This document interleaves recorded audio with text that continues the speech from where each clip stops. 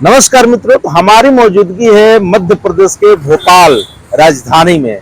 और ये भोपाल क्यों खूबसूरत है, क्यों खास है, आप जानते हैं कि भोपाल जो स्मार्ट सिटी में नंबर 2 पर है। नंबर 1 पे जो प्रदेश है, इसी भोपाल के शहर इंदौर है।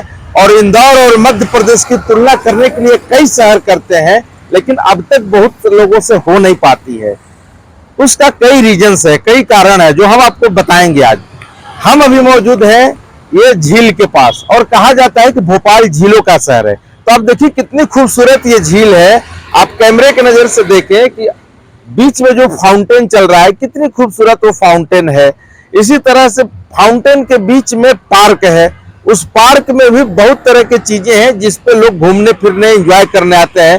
परिवार के साथ आते हैं, बच्चे के साथ आते हैं और यहाँ पे एंजॉय करते हैं। और इस झील के चारों तरफ एक खूबसूरत सिटी है। इसी खूबसूरत सिटी को, लोकेशन को दीदार करने के लिए पर्यटक यहाँ आते हैं। जो लोग भोपाल में पर्यटक आते हैं या जो भोपाल के वासी हैं, अगर वो 6 दिन 5 दिन काम करते हैं तो शाम में यहाँ के एंजॉय करना चाहते हैं।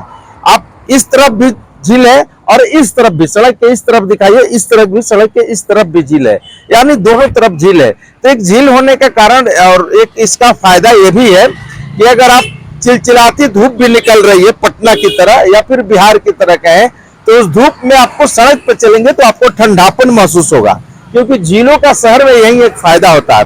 दूसरी आप चीज देखिए, यहाँ की सड़कें आप देखिए कितनी खूबसूरत सड़कें हैं।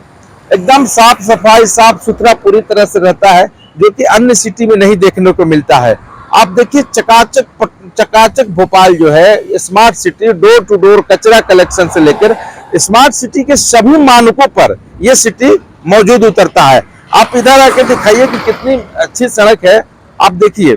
और सड़क ये देखिए, लंबा जितना आप देखेंगे सड़क को, एकदम चकाचक आपको देखने को मिलेगा। और सड़क के दोनों तरफ बीच डिवाइडर पर पौधारोपण, ये जो पौधारोपण की कला है, ये हर जगह देखने को कोशिश बहुत लोग करते हैं, लेकिन संभवतः हो नहीं पाता है। आप ग्रीनरी देखिए, कितना सुंदर एरिया ग्रीनरी का है। अब इस भोपाल स्मार्ट शहर में जितने भी काम होते हैं, वो काम भी पूरे एसओपी को और मानक को ध्यान में रख के होते हैं। अगर यहाँ सीवर का काम हो रहा है तो वो भी एसओपी का ध्यान में रख के हो रहा है।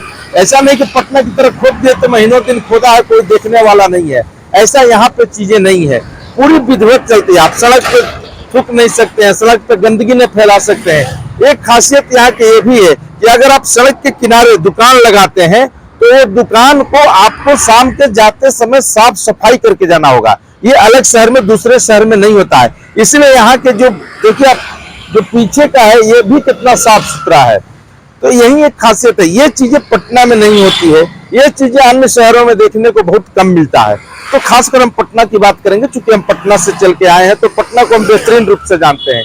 इसीलिए भोपाल स्मार्ट सिटी में नंबर 2 पर है। और काफी बेहतरीन नगर निगम की व्यवस्थाएं हैं, प्रशासनिक व्यवस्थाएं बेहतरीन है। इसीलिए भोपाल में सबको रहने का मन करता है, आने का मन करता है, घूमने का मन करता है। और जो लोग भोपाल आते हैं, आप देखिए दिन भर चिलचिलाती धूप, शाम को मौसम कितना प्यारा ठंडा कर दिया है।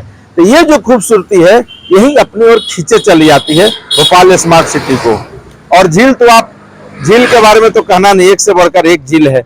तो चलिए, यहाँ नमामि गंगे के काम हो रहे हैं, यहाँ मेट्रो के काम हो रहे हैं, तमाम चीजें हो रही है एक साथ में, कई डेवलपमेंट वर्क हो रहे हैं। बीजेपी की यहाँ पे 25 साल से सरकार लगातार है, लेकिन किसी सड़क का बैनर पोस्टर नहीं देखेंगे पटना की तरह। पटना को बैनरों से पाट दिया जाता है, वो चीजें आप यहाँ पर नहीं देखेंगे। तो इसीलिए शहर साफ सुथरा और बेहतरीन लगता है। सड़कों पर जो एडवर्टीजमेंट है, आप दिखाइए कि एडवर्टीजमेंट देखिए, यहाँ पे एडवर्टीजमेंट जो लगा है, सभी एडवर्टीजमेंट में आपको फुल पैसा नगर निगम को आता है। चूंकि एडवर्टीजमेंट के लिए उन्होंने बेजाब्ते हर जगह व्यवस्था करके रखी है, और उससे जो राजस्व की मुनाफा होती है, उसी राजस्व से भोपाल नगर निगम काफी बेहतरीन रूप से संचालित होता है। पैसा का मामला में धनी है, काम तुरंत होता है। आप गंदगी फैलाएंगे, अगले कैमरे पर जाते जाते चौराहे पे कैमरे से आपको पकड़ लिए जाएंगे। ये तमाम व्यवस्थाएं यहाँ पे है, जो कि पटना में करने की जरूरत है, जो कि अन्य शहरों में करने की जरूरत है।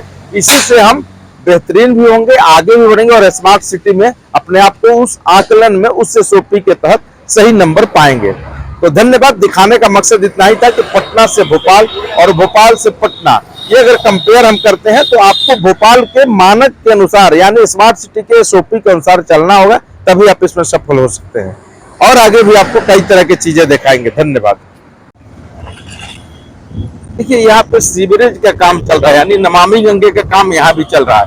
ये देखिए सड़क है और इस सड़क के बगल में नमामि गंगे का काम चल रहा है। लेकिन ये जो नमामि गंगे का काम चल रहा है पूरे एसओपी का ध्यान में रख करके चल रहा है। आप इसमें बताया गया है कि कितने दिन में काम चलेगा, कि आप सामने से गुजरेंगे तो वहां पे एक बोर्ड लगी है जिसमें बताया गया है कि काम कितने दिन तक चलेगा, कितने दिन तक ये सड़क बांधी रहेगी, कितने दिन में खोदा जाएगा और कितने दिन में इसको रीस्टोर करेंगे। ये सुविधा अन्य जगहों पर नहीं होती है। देखिए उधर काम लग रहा है, चालू था, इधर कर दिया, यानी कि इधर से जब काम हुआ, यानी जो 100 मीटर 200 मीटर का एरिया है उतना खोदना है, उतना ही भरना है। ये देखिए ये पूरी गली में काम हो चुका है। तो इस तरह से काम हो रहा है। सड़कों की आप साफ सफाई देख ही रहे हैं। यही जो चकाचक भोपाल है ये हर जगह देखने को नहीं मिलती है।